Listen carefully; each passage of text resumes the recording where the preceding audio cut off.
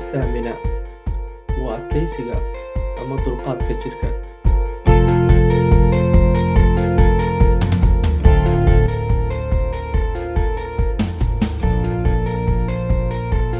Bismillah, kusoo dhawow qayb yar oo ku saabsan muhiimada staminada ama adkeysiga jirka ee ciyaaraha kubada cagta. Ciyaaryahanku marka uu sameeyo orod ka badan kan dulqaadka wadnihiisa, waxaa halis u ah inuu si kedis ah u miyir beelo, isagoo halis ugu jira in wadnuhu istaago.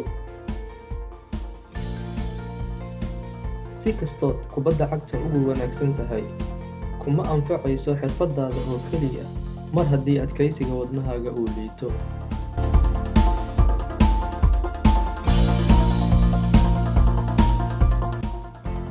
Dhisidda staminada, adkeynta dulqaadka jirka, aad bay u fududahay marka loo maro wadada saxda ah. Marka dhammaan ciyaartoydu wanaagsan tahay staminadooda, waxaa u sahlanaata xakamaynta boosaskooda, taasoo ah muhiimada koowaad ee soo bandhigidda ciyaar wanaagsan.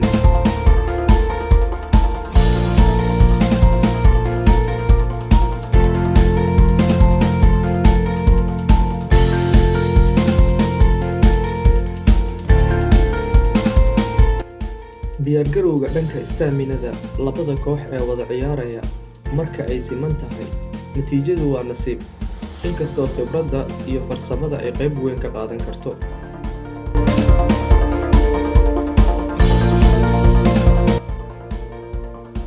Waxaa adkaata in kooxdu aqbasho natiijada maadaama aan awood looga badin, balse nasiibku diiday.